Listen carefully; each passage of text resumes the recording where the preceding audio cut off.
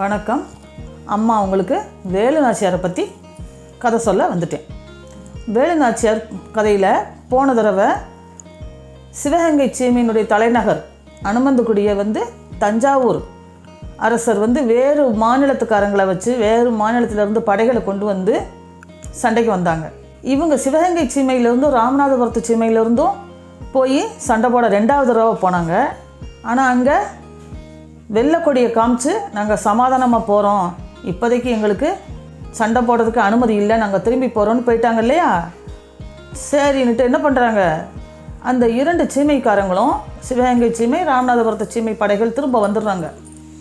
அப்போ எல்லாருமே என்ன செய்கிறாங்க, இப்போ சிவகங்கை சீமை அரண்மனையில் எல்லோரும் அமர்ந்து முக்கியமான பேச்சுக்களை பேசிக்கிட்டு இருக்காங்க. படைகள் அந்தந்த இடத்துக்கு போயிடுறாங்க. முக்கியமாக ராமநாதபுரத்து செல்லமுத்து சேதுபதி, முத்துவடுகநாதர், அதுக்கப்புறமா தாண்டவராயன், தாமோதரன் அமைச்சர்கள், முக்கிய தளபதிகள், முத்துக்குட்டி புலவர் அப்படிங்கிறவரும் அந்த ஊரில் சிவகங்கை சீமையில் இருந்த முக்கியமான புலவர். அவர் சிறந்த அரசியல்வாதியும் கூட.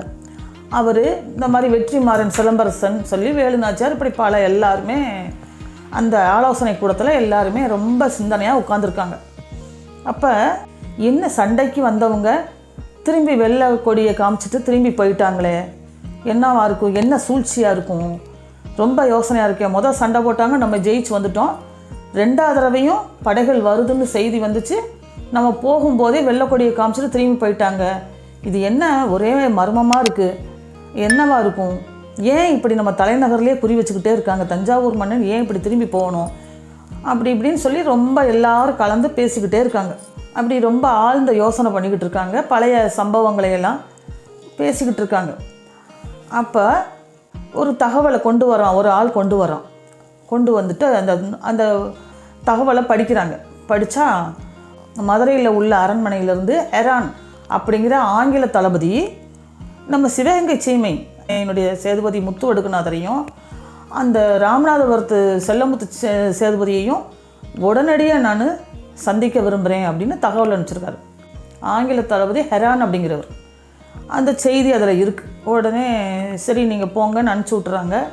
திருப்பி ரொம்ப ஆழ்ந்து சிந்தனை பண்ணுறாங்க, ஏன் இப்படி ஆங்கில தளபதி நம்ம 2 பேர்த்தையும் சந்திக்கணும், எதுக்காக அப்படின்னு யோசிக்கிறாங்க. அப்போ அமைச்சர் சொல்கிறாரு, புலித்தேவர் அப்படிங்கிறவர் ஆங்கில அரசுக்கு வரி கொடுக்க மாட்டேன்னு சொல்லிக்கிட்டு இருக்கிறாரு, அது விஷயமா இருக்குமோ அப்படின்னு சொல்கிறாங்க. அதுக்கப்புறம் ஏன் அப்புறம் இந்த வெள்ளை கொடியை எடுத்துக்கிட்டு விட்டு போனாங்க அப்படின்னுலாம் பேசுகிறாங்க. பழைய கதைகள், யார் யார் அந்த ஆங்கில அரசு யார் யாரெல்லாம் தாக்குச்சு அப்படிங்கிறதெல்லாம் பேசுகிறாங்க. கடைசியாக ஒரு முடிவு எடுக்கிறாங்க. அதாவது நம்ம போகாமல் இருந்தால் என்னாகும், இந்த ஆங்கில தளபதி நம்ம மேலே குறி வச்சு நம்மளை தாக்குவாங்க, நம்ம மக்களை நம்ம காப்பாற்றுற கடமையில் இருக்கோம், அதனால் கண்டிப்பாக போகணும் அப்படின்னு சொல்லி முடிவெடுக்கிறாங்க. அப்போ முடிவெடுக்கும்போது நம்ம சிவகங்கை சீமை சேதுபதியும் நம்ம ராமநாதபுரத்து சேதுபதி இருவரும் அந்த ஆங்கில தளபதியை போய் ஹெரான் அவர்களை போய் நம்ம சந்திப்போம் அப்படின்னு முடிவெடுத்துடுறாங்க.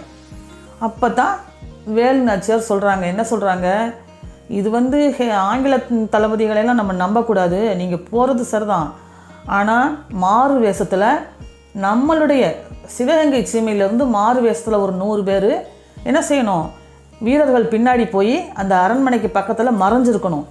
இந்த நம்ம சேதுபதி இருவருக்கும் எந்த பிரச்சனையும் வராமல் அவங்க பார்க்கணும். பிரச்சனை வந்தால் இந்த மாறு வேஷத்தில் இருக்கிற அந்த 100 நம்மளுடைய ஆட்கள் அவங்கள போய் என்ன செய்யணும், பாதுகாத்து கூட்டிகிட்டு வந்துடணும் அப்படின்னு ஏற்பாடு செஞ்சுக்கங்கன்னு சொல்லிடுறாங்க வேலு நாச்சியார்.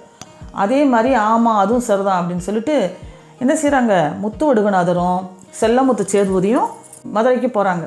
அங்கே ஆங்கில தளபதி ஹெரான் அரண்மனையில் முக்கிய இடத்துல இருக்கார். அவங்கள உட்கார சொல்கிறாங்க, 2 பேரும் அமர சொல்கிறாங்க. இந்த அரண்மனைக்கு வெளியில் ஒரு 100 வீரர்கள், சிவகங்கை சீமை வீரர்கள் மாறு வேஷத்தில் அவங்க பதுங்கியிருக்காங்க. இவங்க முத்துவடுகநாதருக்கும் செல்லமுத்து சேதுபதிக்கும் ஏதாச்சும் ஆபத்து வந்துடக்கூடாது, வந்தால் நம்ம போய் தாக்கணும்ட்டு அவங்க மறைஞ்சிருக்காங்க. இவங்க அரண்மனைக்குள்ளே வந்துட்டாங்க, மதுரைக்கு வந்துட்டாங்க. வந்த உடனே அந்த ஹெரான் அப்படிங்கிற அந்த ஆங்கில தளபதி பேச ஆரம்பிக்கிறார். அவர் உட்காருங்க பேசுவோம் அப்படின்றார். உடனே பக்கத்தில் ஒரு ஆள் வேகமாக ஓடி வர்றான். ஹெரான் தலையை அசைச்ச உடனே அந்த அந்த ஆள் வாசிக்கிறார். அதாவது எப்படின்னு கேட்டால், உங்களுக்கு வந்து உங்கள் தலைநகர் அனுமந்தக்குடியை வந்து தஞ்சாவூர் அரசர் வந்து தாக்க வந்தார் 2வது முறையாக. ஆனால் உங்ககிட்ட அனுமதியை கேட்காமையே நாங்கள் தான் அவங்கள தடுத்து திருப்பி அனுப்பிச்சி விட்டுட்டோம், உங்களுக்கு நாங்கள் உதவி செஞ்சுருக்கோம் அப்படிங்கிறார். யார்? ஹெரான். அந்த பக்கத்தில் இருக்கிற ஆள் தமிழில் வந்து வாசிக்கிறார். உங்களுடைய சிவகங்கை சீமையுடைய தலைநகரை நாங்கள் தான் காப்பாற்றி கொடுத்துருக்குறோம் உங்களை கேட்காமையே. அவங்களை வந்து அந்த படைகளை திருப்பி அனுப்பிச்சு வெள்ளைக்கொடியை காமிக்க சொன்னது நாங்கள் தான். ஏன்னு கேட்டால் உங்களுடைய 2 பேருடைய உதவி எனக்கு தேவைப்படுது. நெற்காட்டான் அப்படிங்கிற அந்த புலித்தேவர் எங்களுக்கு வரி கட்ட மாட்டேங்கிறாரு, எங்களை அவமானப்படுத்திக்கிட்டே இருக்கிறாரு. அதனால் நீங்கள் 2 சீமைக்காரர்களும் எங்களுக்கு உதவி செஞ்சு அந்த புலித்தேவரை எனக்கு அடிமைப்படுத்த செய்யணும் அப்படின்னு சொல்லி பேசி அந்த கடிதத்தை வாசிக்கிறாங்க. அதாவது ஹெரான் அப்படிங்கிறவர் என்ன செய்கிறாரு, அந்த கடிதத்தை வாசிக்க சொல்லி அவங்களுக்கு புரிய வைக்கிறார். உடனே இவங்க 2 பேரும் அமைதியாக இருக்காங்க. அமைதியாக இருக்கணும். ஏன்னா எப்பயுமே ஒரு பிரச்சனைக்கு ஒரு பிரச்சனையோ ஒரு ஆலோசனைனாலும் உடனே முடிவெடுக்க முடியாது. அதனால் அவங்க 2 பேரும் அமைதியாக இருக்காங்க. அப்போ ஹெரானை பார்த்துட்டு அந்த ஆளையும் பார்த்துட்டு நாங்கள் எங்களுடைய அரண்மனைக்கு போய் நாங்கள் ஆலோசனை பண்ணிவிட்டு முடிவை சொல்கிறோம் அப்படின்றாங்க. உடனே சரி நாங்கள் போயிட்டு வரோம்ட்டு கிளம்பி போயிடுறாங்க. அப்போ முத்து வடுகநாதரும் அவர் செல்லமுத்து சேதுபதி எல்லாருமே பழையபடி சிவகங்கை சீமைக்கு அரண்மனைக்கு வந்துடுறாங்க. அப்போ திருப்பி ஆலோசனை பண்ணுறாங்க. இப்படி ஹெரான் வந்து இப்படி சொல்கிறாரு, புலித்தேவன் நெற்காட்டான் புலித்தேவன் அப்படிங்கிறவர் நம்மளுடைய தமிழ் சமூகத்தை சேர்ந்தவர், நம்ம இந்தியாவை சேர்ந்தவர். அவர் வந்து ஆங்கிலத்தை எதிர்க்கிறாரு. அப்படி ஆங்கிலம் வரி கொடுக்க மாட்டேன்னு எதிர்க்கிறாரு. அப்போ அவரை போய் நம்ம எப்படி எதிர்க்க முடியும்? நம்மளை மாதிரி அவர் நம்ம நாட்டை சேர்ந்தவர். அப்போ அவருக்கு வந்து நம்ம உதவி செய்யணுமே தவிர அவரை நம்ம வந்து சண்டை போடக்கூடாதுன்னு சொல்லி ஒரு தரப்பு பேசுகிறாங்க ஆலோசனை கூடத்தில். ஒருத்தவங்க சொல்கிறாங்க, நம்ம வந்து ஆங்கிலேயருக்கு உதவி செய்யலைன்னா நம்மளுடைய சிவகங்கை சீமையையும் அரண்மனை ராமநாதபுரத்து சீமையையும் இவங்க வெள்ளைக்காரங்க நம்மளை விட மாட்டாங்களே, என்ன செய்யலாம் அப்படின்னு சொல்லி பலவாறு யோசிக்கிறாங்க. கடைசியாக என்ன செய்கிறாங்க, சரி சுயநலமாக தான் யோசிக்க வேண்டியிருக்கு அப்படின்னு சொல்லிட்டு என்ன பண்ணுறாங்க, அந்த ஹெரான் சொன்னபடி நம்ம அவருக்கு உதவி செய்வோம், புலித்தேவருக்கு நெருக்கடி கொடுப்போம் அப்படின்னு சொல்லி முடிவெடுக்கிறாங்க.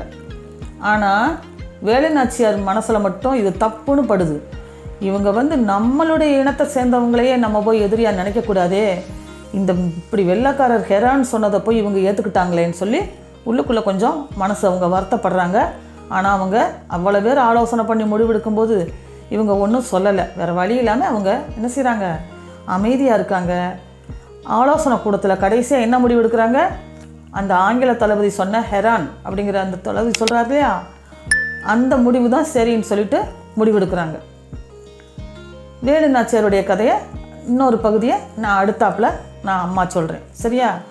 நன்றி, வணக்கம்.